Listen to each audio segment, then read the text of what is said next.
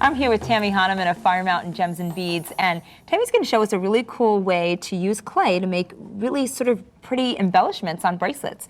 Look at how gorgeous that is, Tammy.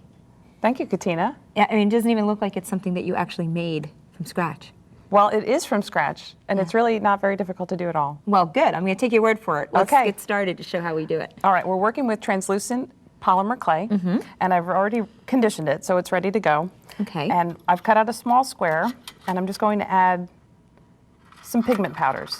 And you can choose as much pigment powders as you like, but just keep in mind that it does need to blend in with the clay. Okay. And your ratios do need to be thought about when you're doing that. Okay. So I'm just going to fold that in and encompass it into the clay and then roll it through the pasta maker. Okay. And then I'll continue to roll it through the pasta maker until it is fully blended, like you see in this square And you here. get the color that you desire. Exactly. And there are lots of colors available. I just happen to choose green. It's kind of one of my favorite colors. I like it too. And then to take this a little bit further, I'm going to work with alcohol inks and this really cool, kind of like an old rubber stamp, but it's really felt. So you just dab the alcohol inks onto the felt in any pattern you like. Okay. And you can use any of the colors. Again, there's a lot of colors available. I like to use a few of the brighter colors and then really do some muting with the brown. The brown kind of gives it that aged look. Yeah. And then I just dab it in a very random fashion. Look at that. Yeah, it's pretty cool. And then to further take that alcohol, I take an alcohol blending solution, which then makes the inks look more like watercolor. Yeah. And then you do need to let that dry. Okay, so how long does it need to dry a little bit? I tend to be a little impatient and I get out my hairdryer. It does take a little bit of time and it depends on your humidity and the temperatures in your house. Great. But I do get out my hairdryer. Okay. You know, And when it's all done. and when it's all done, it'll look like this. And you could stop here, but I like to go a little further and I take my handy dandy rubber stamps. Let me get these out of the way for you. Thank you. You're welcome. And I just ink up my pad. And you can use any image. I like text. To me, it looks kind of like a secret, Yeah. especially when it's in French. Or and like you an can't old read it. letter or something. Exactly. You know? Yeah. And I like to press really firmly with my rubber stamp so that the image gets impressed into the clay. It's not just the ink on the surface. Oh, look at that. That looks like you found an old piece of parchment paper. You know what I mean? This is what it looks like. Yeah, and that's really a lot of the brown and the alcohol inks that really brings it through to that aged look. And then we'll just slide this out here and move on to the next one. On to the next step. All right, and now, again, you could stop here if you'd like, but I like to go a little further, add one more layer, and again, another rubber stamp, and I'm just using white.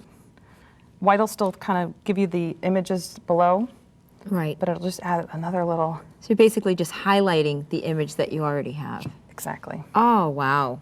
Isn't that fun? That looks terrific. Yeah. Yeah. Okay, so now I'll switch to the one that's dry, so we're working with what it is we're supposed to be working with. Okay. And I like to add a little bit of silver leaf. And this is a very, very, very thin silver leaf. And I just break off little pieces. And then I'll just add it to the clay and press it down gently. And then I'll roll it through the pasta machine one more time to give the clay, it'll stretch the clay out a little thinner. And So then you roll it through the pasta machine with the silver leaf on it? Yes. Okay. And the silver leaf just kind of gets embedded into the clay a little bit more, and it also crackles. So it then once further. again, adds to that whole aged thing. You got it. Yeah, you it's got perfect. it. Okay. Okay, you ready for this step? Yep. Move this guy over. Yeah. I'm just moving right along here. This is fun. All right, and then So this is what it comes out to looking like. that's correct. And now we're going to make our shapes, and you can choose any shape. I like circles. Okay. And I'll position my template over an area of the clay that I like, and I'll bring in a little bit of that silver, and I just take a sharp. You can use a knitting needle or a needle tool, and I'll just go around and cut out my template, Okay. and then I'll put a little hole for stringing for later. Yeah, something we always forget until it's too late. Well, and you could always drill it afterwards. Yeah, but why not do it now while you can? But that's the piece, that's the finished design. Wow. And then you want to bake it. At this point, you want to bake it in the oven. Manufacturer's temperature is around 275 for about 20 minutes.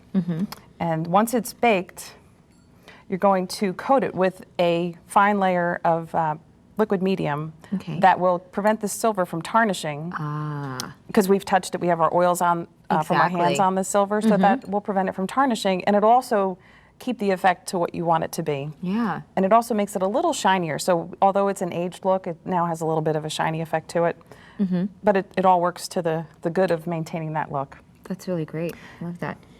So when you get all of your pieces together, you just pretty much from there just go ahead and just assign what bracelet it is or whatever medium it is that you want to have it attached to. Yes, yes, you can put it into any design you'd like.